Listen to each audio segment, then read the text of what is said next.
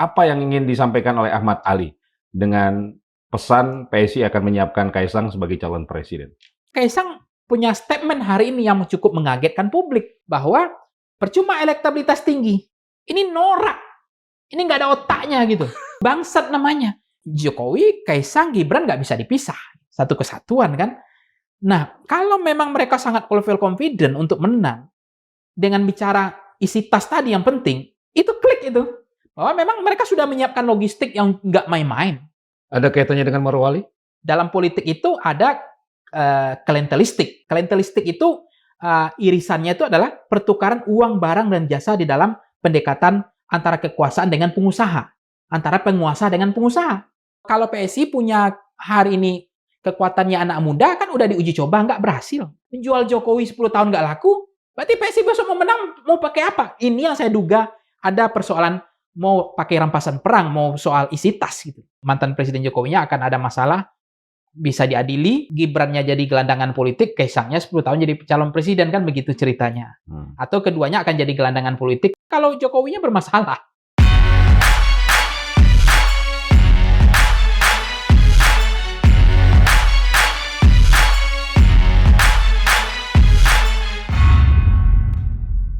Assalamualaikum warahmatullahi wabarakatuh. Sobat Madilog, cerita tentang keluarga Solo seperti tak ada habisnya.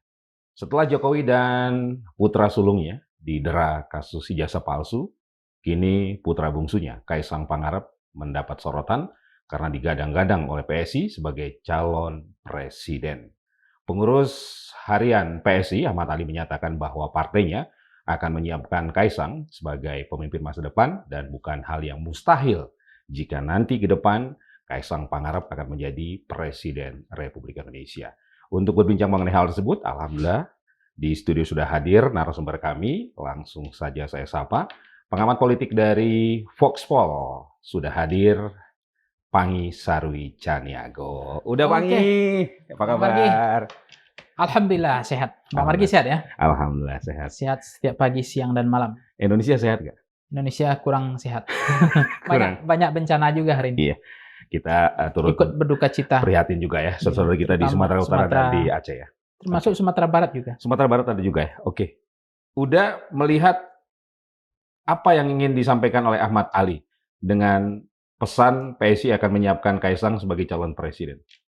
Ya pesannya bahwa ya dinasti Jokowi nggak ada matinya, itu intinya. Akan selalu hidup. Ini kan model desain Indonesia tuh begitu. Jadi setiap kepemimpinan itu kan ada dinastinya. Kita tahu Ibu Megawati kan juga punya dinasti terah dari Soekarno kan ada Mbak Puan. Terah dari SBY ada AHY. Terah dari Soekarno ada Bu Mega dan saya nggak tahu Habibie memang nggak kelihatan terahnya ya.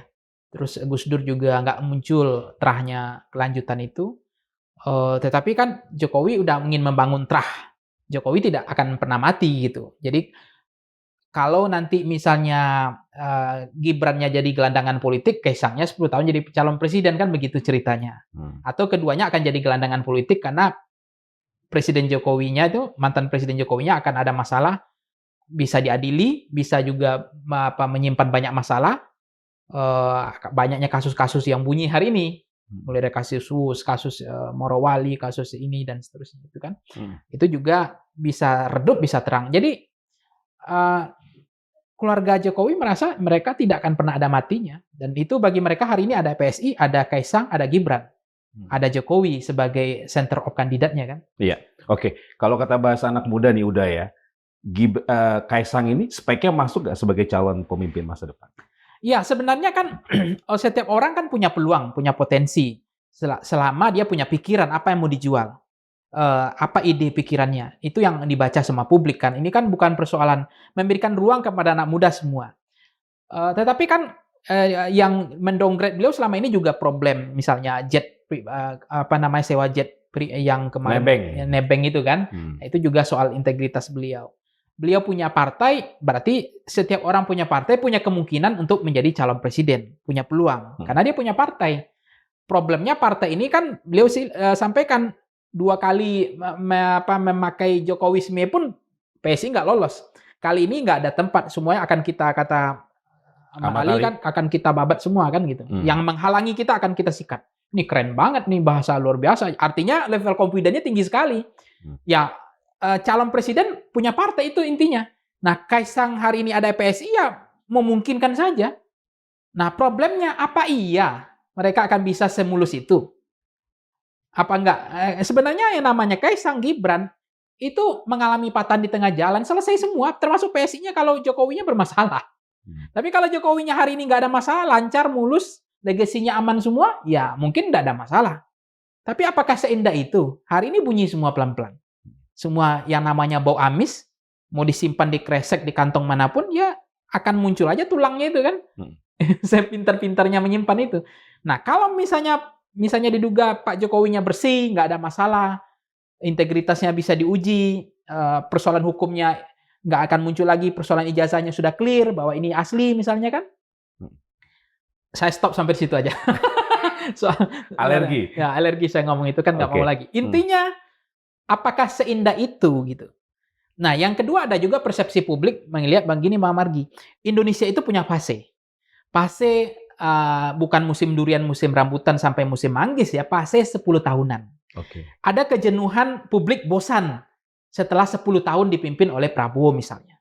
Nah, makanya mereka bilang 10 tahun lagi kan.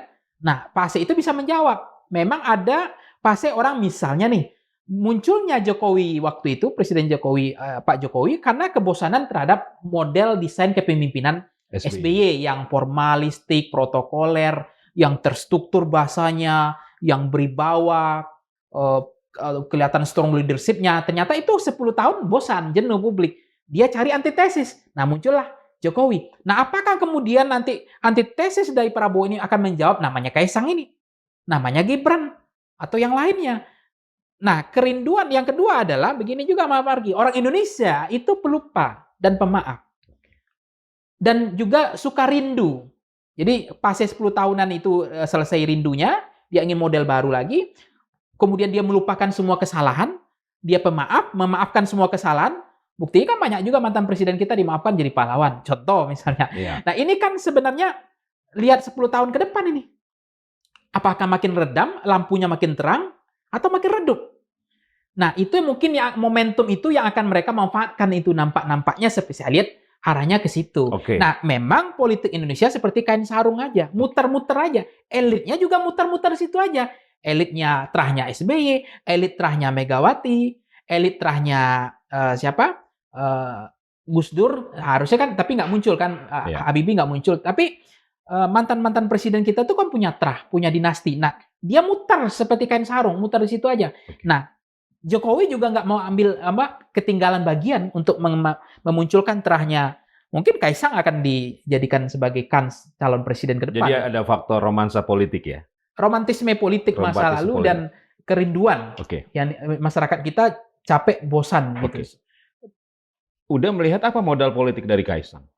Nah, modal politik Kaisang ini yang kita nggak tahu ya. Kalau dalam kepemimpinan, dalam riset-risetnya Voxpol kan melihat pertama tentu dia punya gagasan, punya kapasitas, punya integritas, punya kapabilitas kan. Nah, sampai kan Kaisang punya statement hari ini yang cukup mengagetkan publik. Yang di Morowali, di Sultra itu di Palu kan bersama Ahmad Ali kan, bahwa percuma elektabilitas tinggi kalau isi tas bokek gitu, kosong gitu.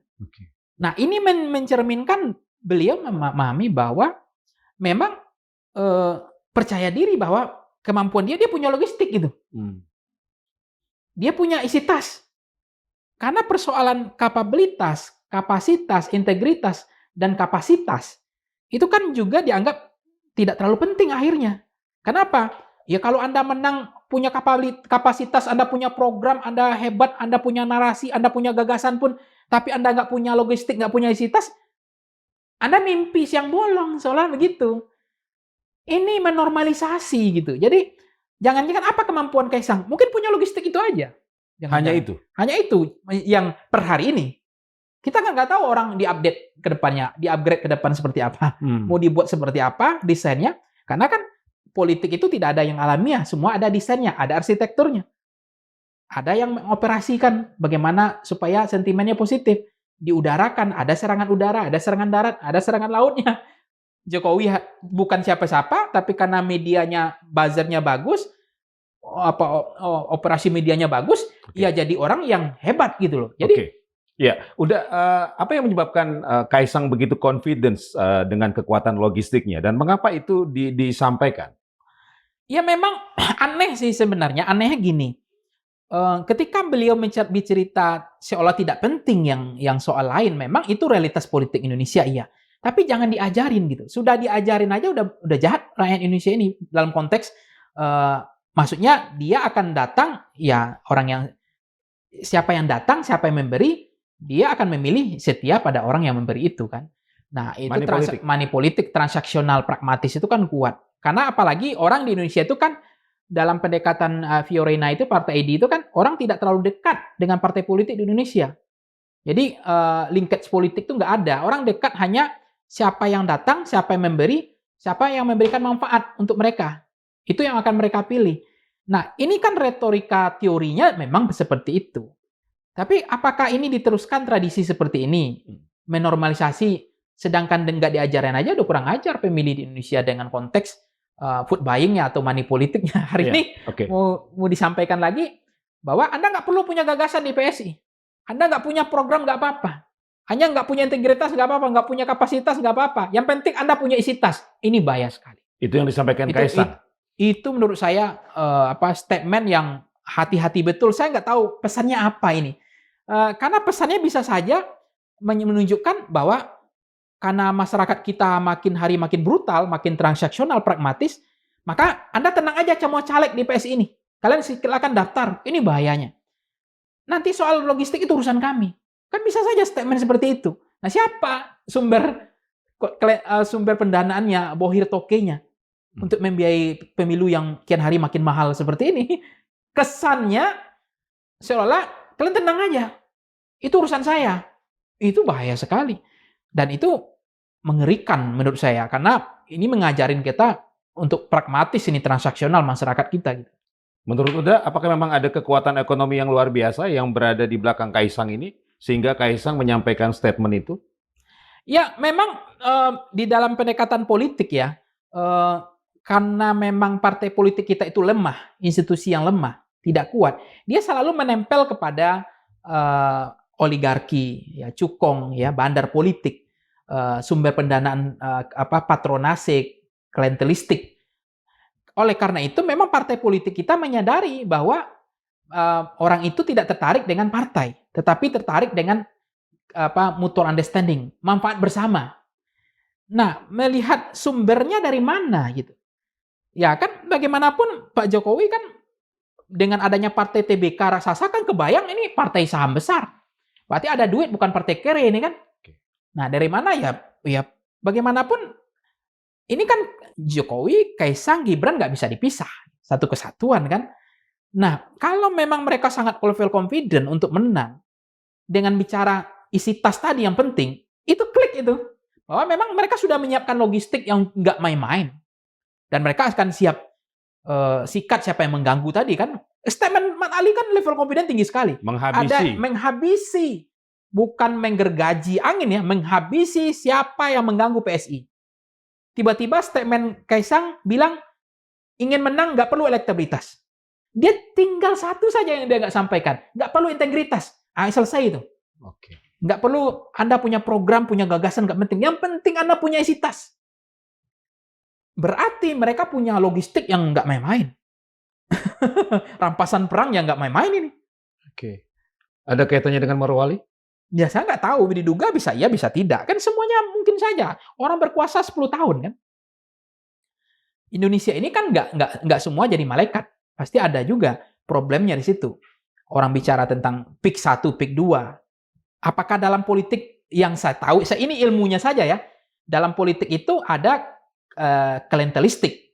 Pertukaran uang dan barang dan jasa di dalam pendekatan politik. Klientelistik itu irisannya itu adalah pertukaran uang, barang, dan jasa di dalam pendekatan antara kekuasaan dengan pengusaha. Antara penguasa dengan pengusaha. Nah, apa yang dialami oleh Presiden Prabowo ketika Hasim ngomong, itu kan membuat mata kita terbelalak. Oke. Ada loh yang mau suap saya nih. Mau nyogok Sim, mau presiden. nyuap saya loh. Berapa kata Hasim kan? 1 juta. 1 miliar. 1 miliar rupiah. Gila lu, 1 miliar US dollar. Kalau fakta itu benar, kan mengerikan. Bagaimana antara patronase klientelistik antara pengusaha dengan penguasa, ada pertukaran uang, barang, dan jasa itu terjadi. Nah, ini yang membuat politik kita nggak bebas, nggak netral. Politik kita akhirnya muncullah hari ini dugaan persoalan WUS, persoalan kemarin di Batam itu Rempang, ya kan? Kemudian ada Morowali hari ini, bendara. Nggak kebayang dalam otak pikiran kita ada, kalau ini terjadi, berarti kan terjadi pengkhianatan terhadap bangsa, menjual kedaulatan negara. Ada londo ireng. Dan itu nggak boleh dibiarkan. Bagaimana mungkin tidak ada bea cukai? Nggak ada apa satu lagi? Nggak ada imigrasi. Ini berarti negara udah dijual. Ya kan? Di mana kita bicara tentang Indonesia, merah putih, saya Pancasila, saya Indonesia. Ini dijual kok negara ini. Tiba-tiba hari ini politisi kita ini kan jago dia mengatur kata. Tiba-tiba dia bilang, oh sudah ada imigrasinya, sudah ada bea cukainya, sama dengan kemarin. Dinonaktifkan, sekarang udah jadi anggota DPR lagi. Ini kan merangkai kata saja.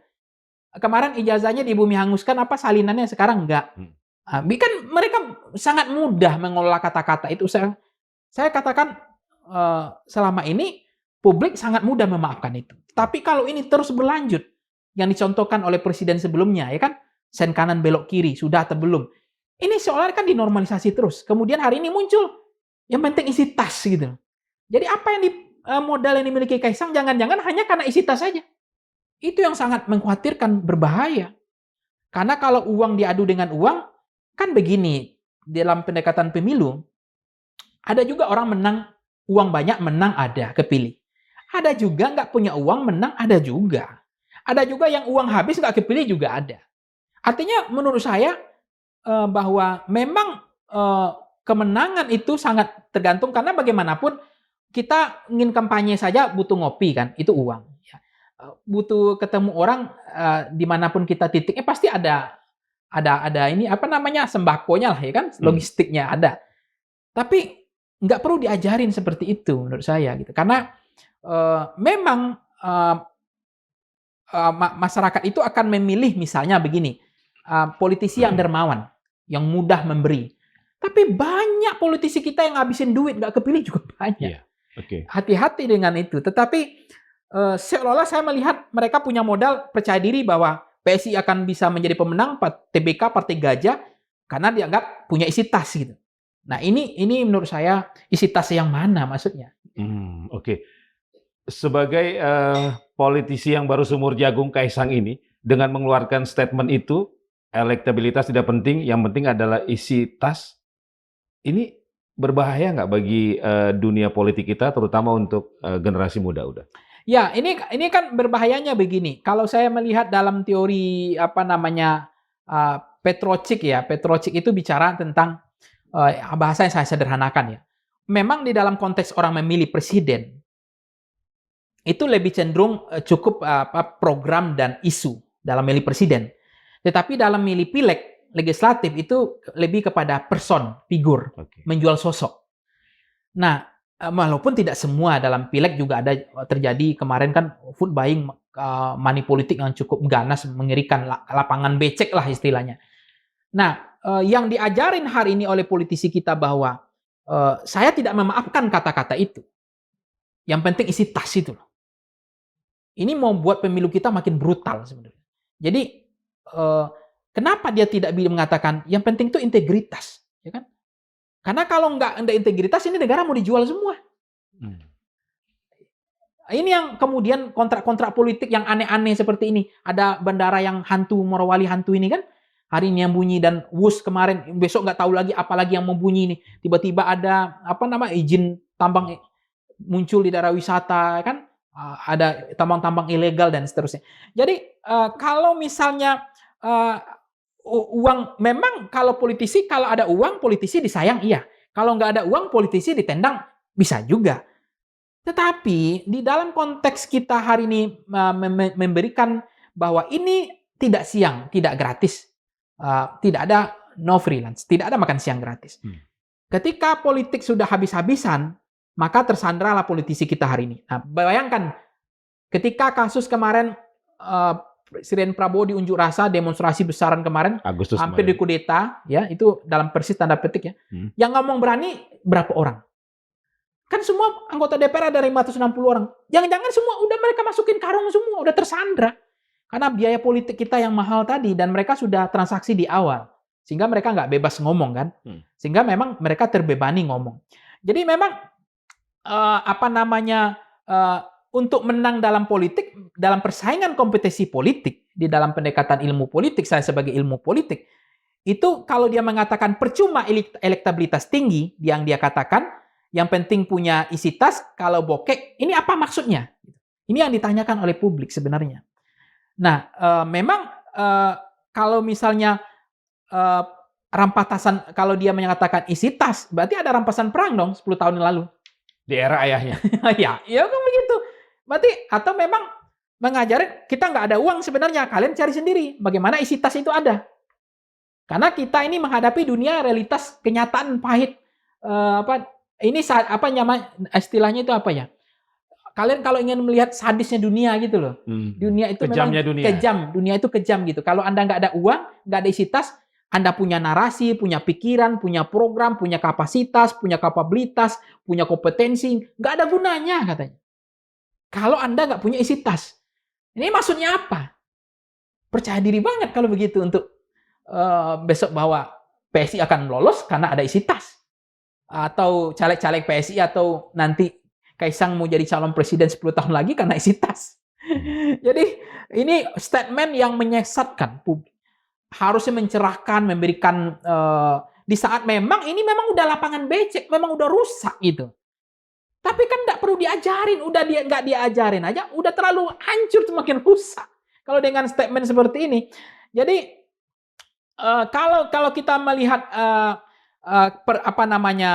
program, kenapa tidak pertukaran program saja gitu ya? Kenapa harus dengan uang gitu?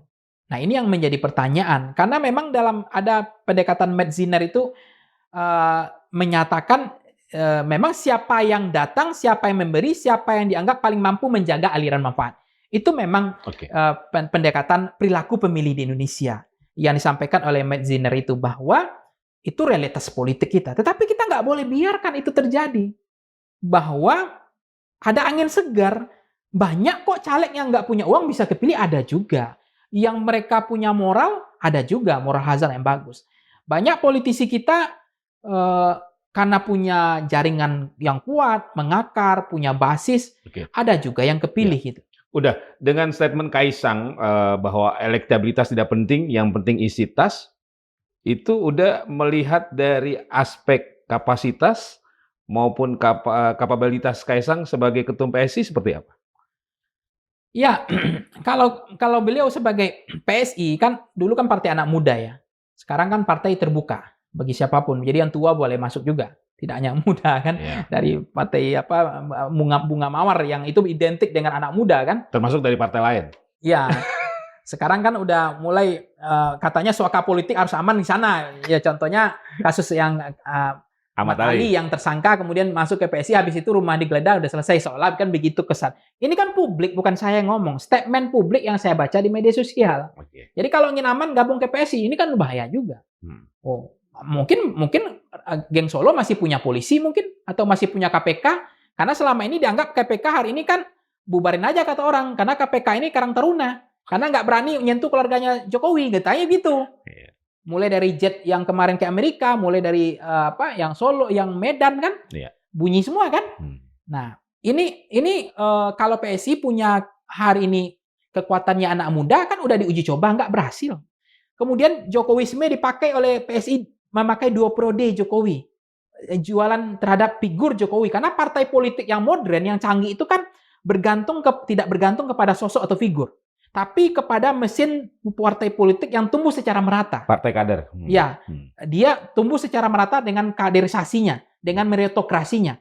Tapi PSI apakah berhasil dengan memakai meminjam foto, logo, simbol Jokowi nggak berhasil.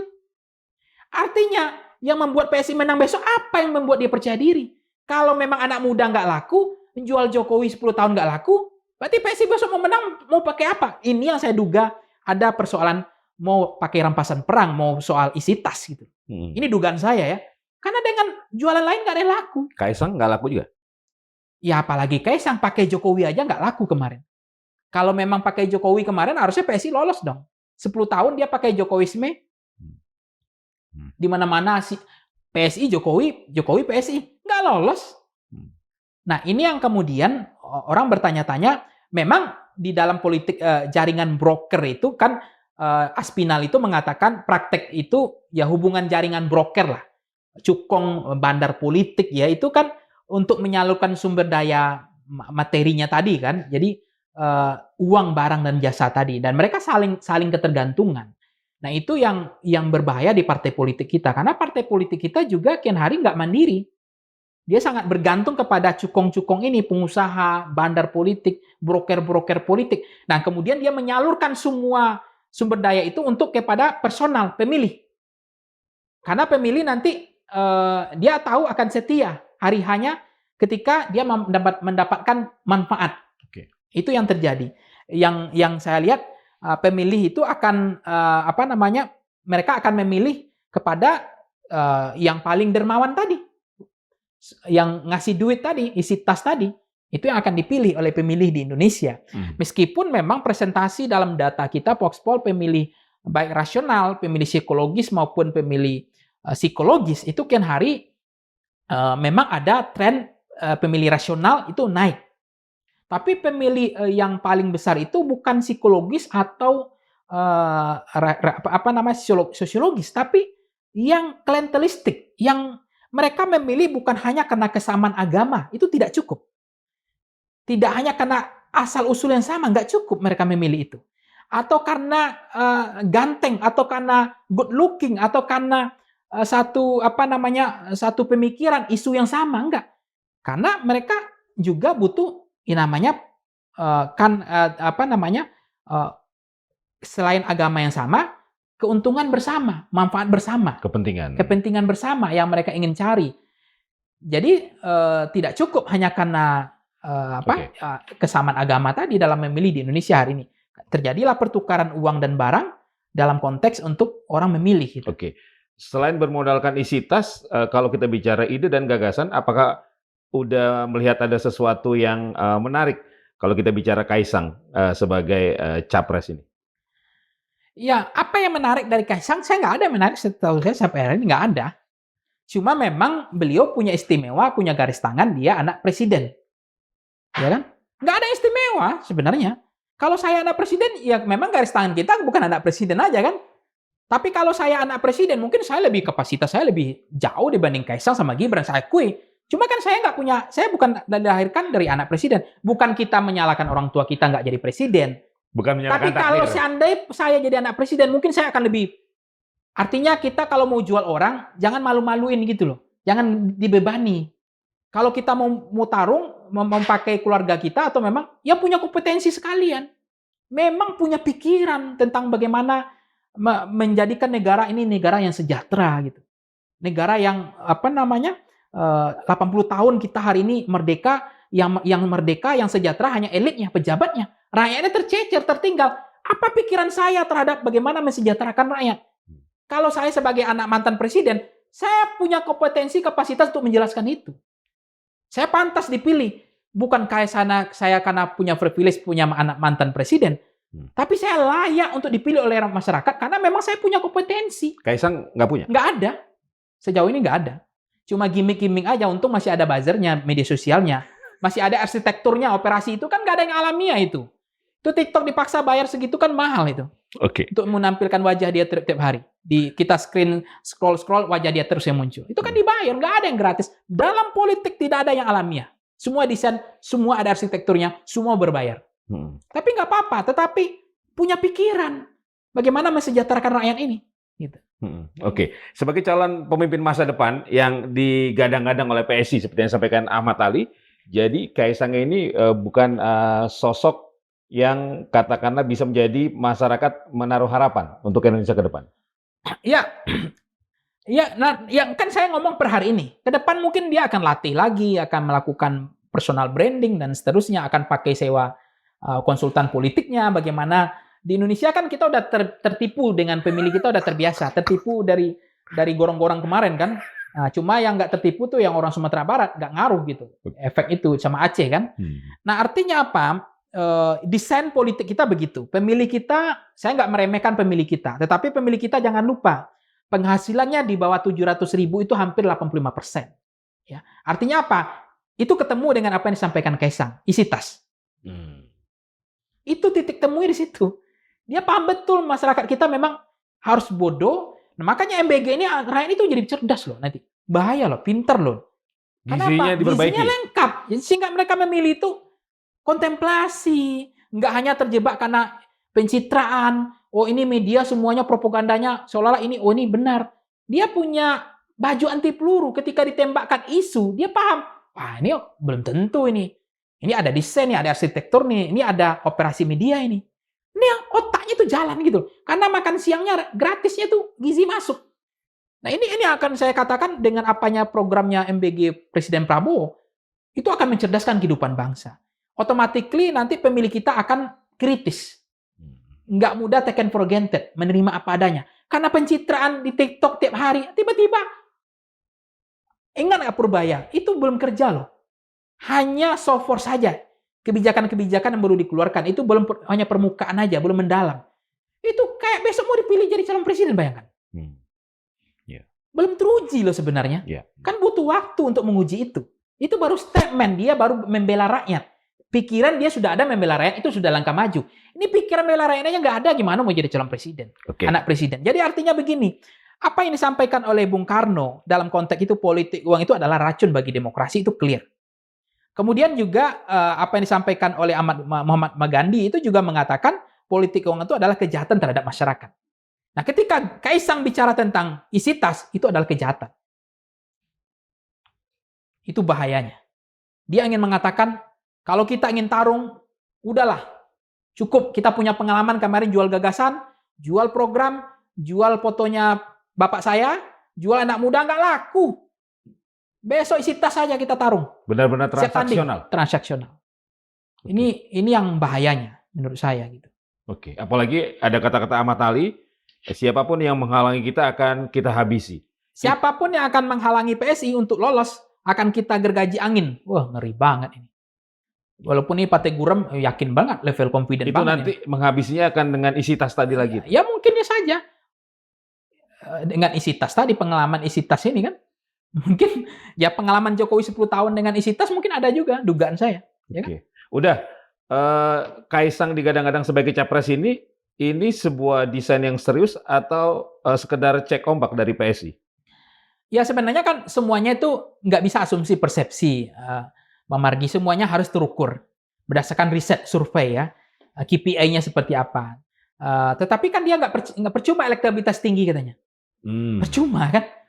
Jadi kalau begitu, memang beliau nggak yakin juga riset mungkin hasil survei. Kalau elektabilitas tinggi, padahal di dalam konteks pilpres itu isu dan program menjadi dominan, klientelistik tidak terlalu kuat. Tetapi kalau pemilihan DPRD, apalagi kabupaten kota ya, karena pemilihnya kecil, legislatif, ruang pemilihnya tuh populasinya kecil, dapilnya terbatas. Kecil, maka food buying-nya tinggi, politik uangnya, transaksinya, lapangannya becek. Kenapa? Karena bisa dihitung berapa pemilihnya, berapa yang akan disiram. Tetapi dalam konteks pilpres itu nggak bisa. Itu jual gagasan semestinya. Tetapi jual program masih memungkinkan. Nah itu yang kemarin program babi gentong itu, barel itu kan, bansos itu kan, BLT dan seterusnya. Itu kan itu programatik sebenarnya, bukan klientelistik. Karena dua hal yang berbeda. Programatik dengan klientelistik itu beda. Kalau programatik dia jual program untuk mendapatkan limpahan mendulang elektoral. Tapi kalau klientelistik dia betul-betul transaksi. Jadi betul-betul dia jual barang, uang dan jasa tadi. Untuk mendapatkan insentif elektoral supaya pemilih itu dermawan untuk menjatuhkan pilihan kepada mereka. Nah, pertanyaan Bang Margi tadi apa tadi? Saya lupa lagi. Balik tadi soal apa? Kaisang? Soal? Eh, itu memang didesain serius atau sekedar cek ombak? Ya, kalau misalnya orang kan berhak saja karena ini memang terbuka kan persaingan, kompetisi.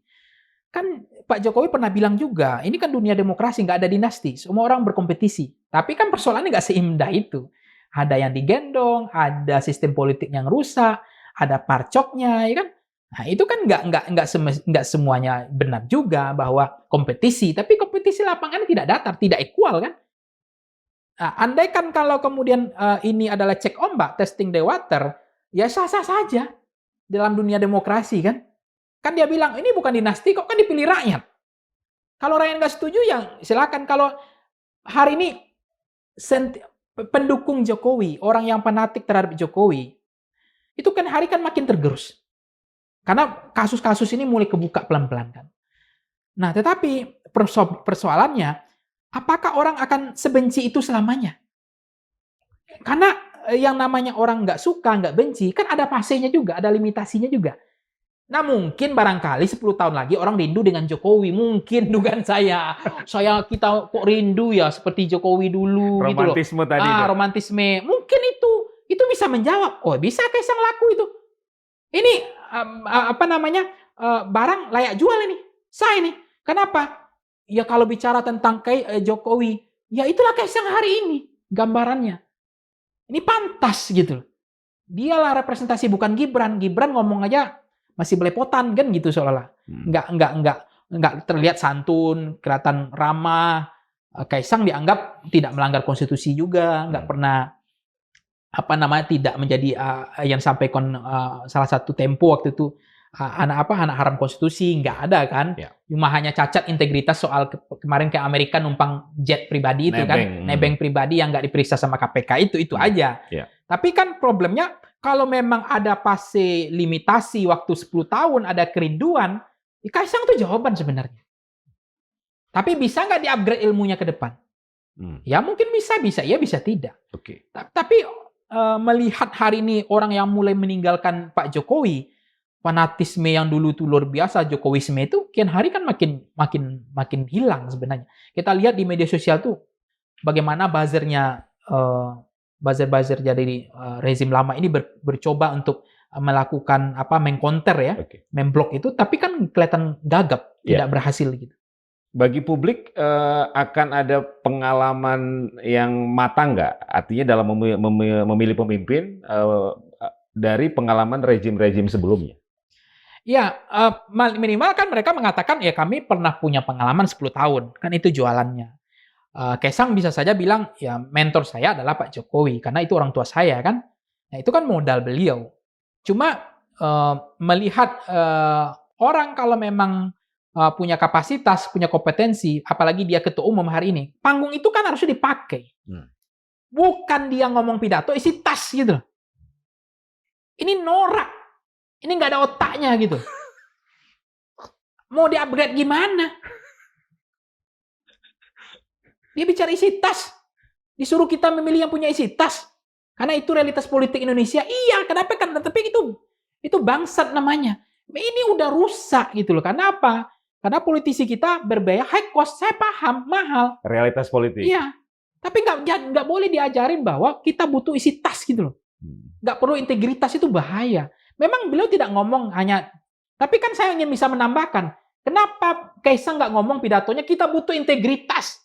Isi tas itu datang aja sendirinya. Itu yang dibutuhkan.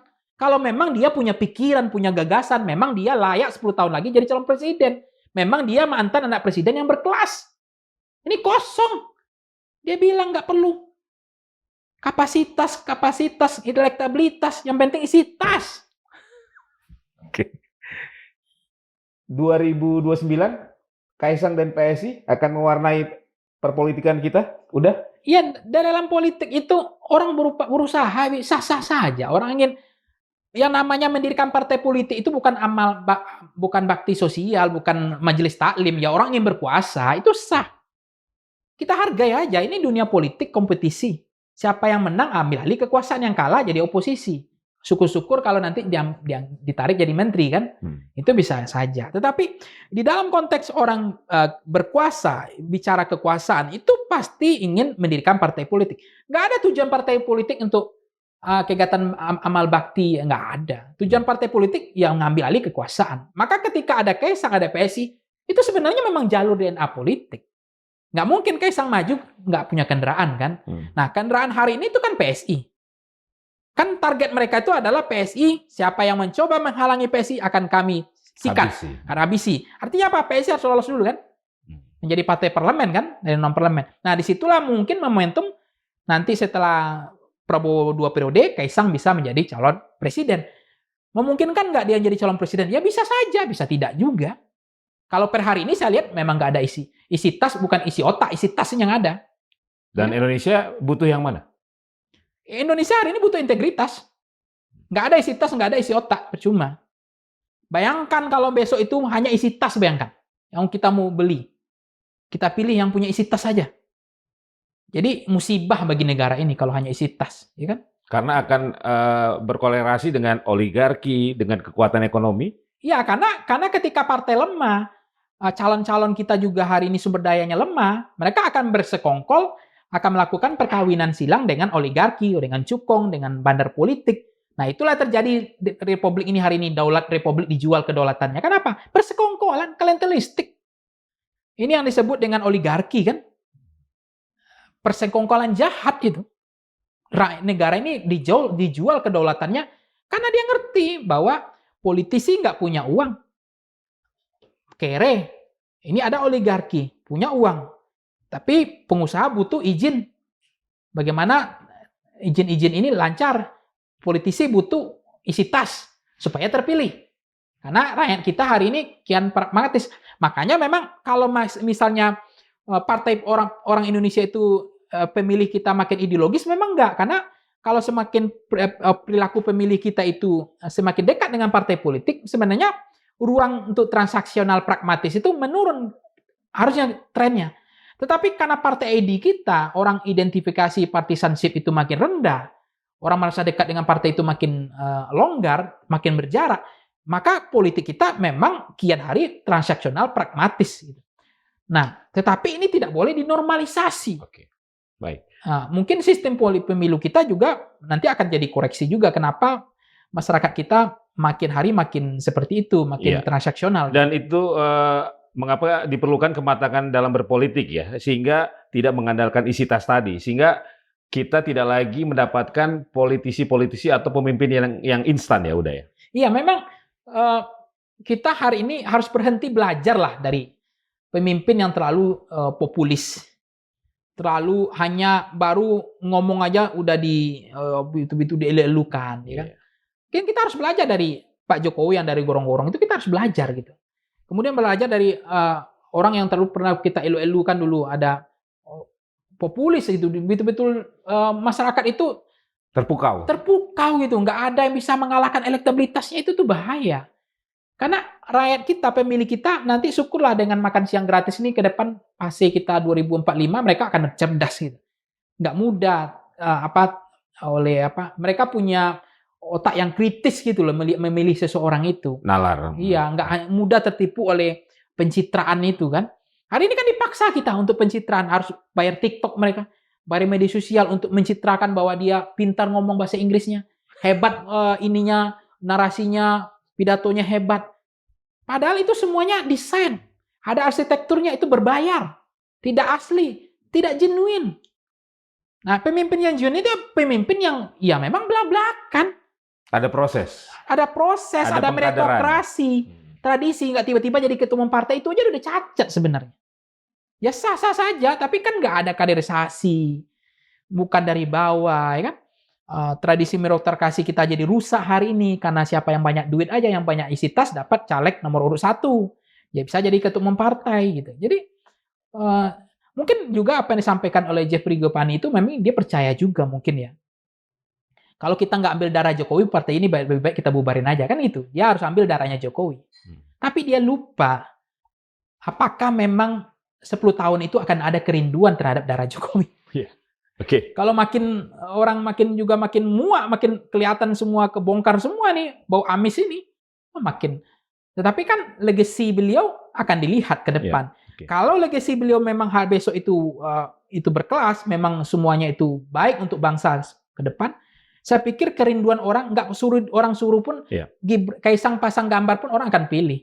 Kenapa? Karena tergantikan dia kerinduan masa lalu terhadap kepemimpinan Jokowi dianggap representasinya Kaisang. Tapi saya rasa bisa iya bisa tidak. Dan itu tidak mudah karena hari ini bau amisnya luar biasa di mana-mana. Oke, udah. Bagaimana masyarakat bisa melihat pemimpin yang genuine dan tidak lagi tertipu? Ya pemilih kita harus rasional ya, pendapatan masyarakat kita harus meningkat ya. Kemudian gizinya terpenuhi. Kemudian supaya mereka tidak mudah tertipu oleh pemimpin pencitraan, oleh desain permainan media termasuk buzzer dan seterusnya itu. Ya mereka harus mulai untuk bicara punya isi tas yang memadai supaya mereka nggak bisa gampang disuap. Nah, rakyat kita itu isi tasnya cuma 700.000 hari ini per bulan. 85% penghasilan mereka di bawah 700.000 itu isi tasnya. Nah, itu yang membuat mereka gampang untuk dikendalikan. Ya.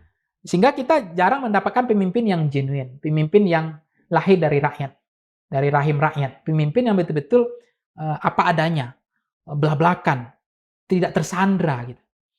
Tapi kita kan ada juga kerinduan kita seperti yang Amerika Serikat itu kan dia ada logistiknya Zamroni ya. Wali kota New York. Iya, New York Zamroni ya. Ya. Itu kan dukungan terhadap lawan politiknya, logistiknya isi tasnya nggak main-main, nggak kaleng-kaleng itu. Tapi beliau sebagai wali kota bisa memenangkan itu kan. Kenapa? Karena tidak isi tas. Karena apa yang dijual, apa yang ada dalam pikiran calon wali kotanya. Ide dan gagasannya. Padahal ini yang satu lawan calon kompetisinya, yang berkompetisi, yang bertanding ini, unlimited sponsornya. Termasuk memberikan solusi ya. Iya, Zamroni itu. Terkait persoalan perumahan untuk warga New York. Iya, Zamroni terbatas kemarin. Sebagai wali kota nggak dianggap, bahkan nggak ada punya logistik isi tas, bisa kepilih. Itulah mimpi cita-cita kita di Indonesia ke depan. Bagaimana rakyat kita mandiri dalam politiknya, politisi kita mandiri sehingga dia berani, sehingga tidak tersandra oleh oligarki, oleh klientelistik, oleh cukong, oleh bandar politik hari ini, sehingga akhirnya negara ini banyak dijual hari ini. Ya, oke. Udah, terima kasih. Sobat Madilog, itu tadi perbincangan saya bersama Uda Pangisarwi Caniago, pengamat politik dari Voxpol ya, yang sudah memberikan analisanya terkait Kaisang Pangarep, putra bungsu mantan Presiden Jokowi yang digadang-gadang sebagai calon presiden oleh partainya sendiri, yakni PSI. Kita lihat ke depannya seperti apa. Saya Margi Sari pamit, semoga bermanfaat. Wassalamualaikum warahmatullahi wabarakatuh. Udah, terima kasih. Margi.